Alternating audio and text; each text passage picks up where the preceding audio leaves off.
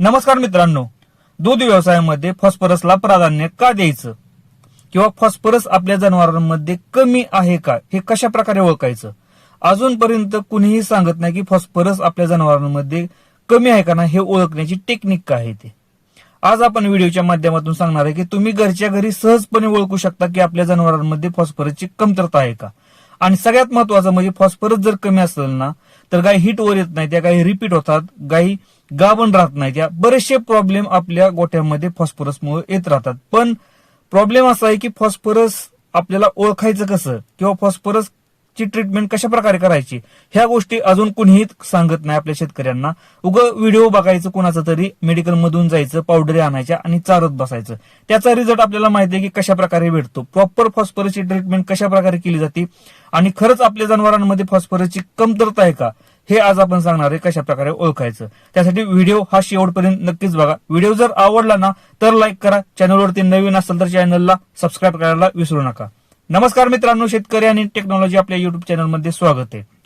मी याआधी सुद्धा व्हिडिओ बरेचसे बनवलेले आहेत की फॉस्फरस कशा प्रकारे ओळखायचं आणि फॉस्फरसची ट्रीटमेंट कशा प्रकारे करायची.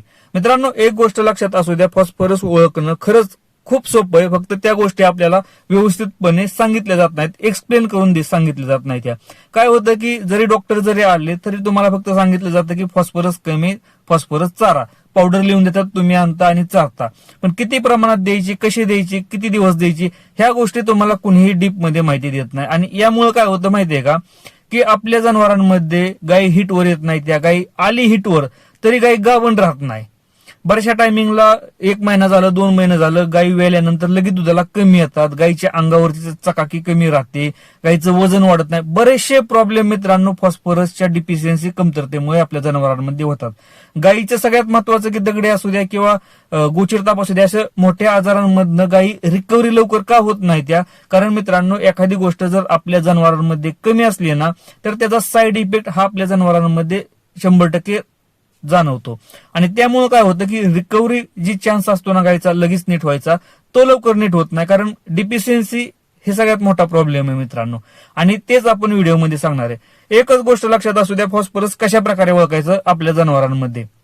समजा तुम्ही कोणतीही वैरण घाला मित्रांनो, तुमच्या गोठ्यामध्ये जर गिनी गवत असेल किंवा ऊस असेल किंवा ऊसाचं वाड असेल, कोणतीही मित्रांनो बघा, मुरगासा बरोबर तुम्ही गिनी गवत वापरताय म्हणजे मिक्स, किंवा मुरगासा बरोबर तुम्ही ऊसाचं वाड वापरताय किंवा गिनी गवता बरोबर ऊसाचं वाड वापरताय किंवा ऊस वापरताय, ह्या गोष्टी जर वापरत असाल ना तर 100% आपल्या जनावरांमध्ये फॉस्फरसची कमतरता होणार आहे.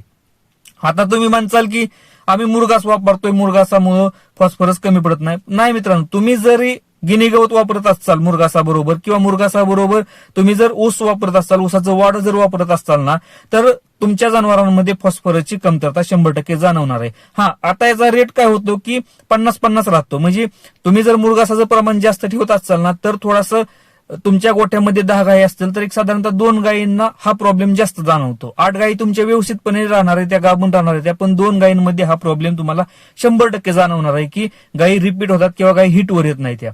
आता जसं की गोठ्यामध्ये मी सांगितलं की गिनी गवत वापरून सुद्धा आपण चांगल्या प्रकारे दूध व्यवसाय करू शकतो. तर आता माझ्या गोठ्यामध्ये मी गिनी गवत वापरतो. गिनी गवताबरोबर आपल्याला सुकी मका आहे म्हणजे कडबा आहे. याच्यामुळे फॉस्फरसची डिफिशियन्सी होती, पण मी फॉस्फरस वरती वेळेवरती ट्रीटमेंट करत राहतो. यावरती ट्रीटमेंट कशा प्रकारे करायची यावरती मी व्हिडिओ बनवलेले आहेत ऑलरेडी, तुम्ही ते पहिल्यांदा जाऊन बघा. ओळखायचं कसं, जर तुमच्या गोठ्यामध्ये जर गिनी गवत असेल, ऊस असेल किंवा ऊसाचं वाड असेल ना, या प्रकारच्या वैरणी जर असतील ना तर 100% तुमच्या जनावरांना फॉस्फरसची कमतरता होणार म्हणजे होणारच. त्यासाठी तुम्हाला फॉस्फरस ट्रीटमेंट करावं लागणार आहे, फॉस्फरसची पावडर चारावी लागणार आहे आणि सगळ्यात महत्वाचं म्हणजे मिनरल मिक्सचर पावडर कंटिन्यू आपल्याला गोठ्यामध्ये चालू ठेवावी लागणार आहे.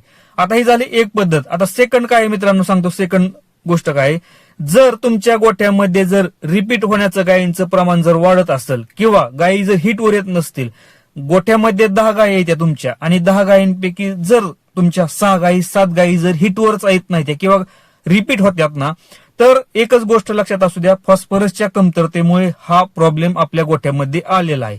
आणि तुम्हाला जोपर्यंत तुम्ही फॉस्फरस देत नाही तोपर्यंत तुमच्या गोठ्यामधला हा प्रॉब्लेम सॉल्व्ह होणार नाही मित्रांनो. फॉस्फरसची ट्रीटमेंट एकदम सोपी आहे मित्रांनो. डॉक्टरांकडून आपल्याला इंजेक्शन द्यायचे, टोनोफॉस्फेट नावाचं इंजेक्शन द्यायचं. खर्च जास्त नाही, पण आपल्याला माहित नसल्यामुळं आपण मागास आहे दूध व्यवसायामध्ये. त्यामुळं आपण गिनी गवत वापरा. गिनी गवत वापरण्याबद्दल मी काहीच म्हणत नाही मित्रांनो. गिनी गवत वापरा, ऊस वापरा, ऊसाचं वाढव वापरा.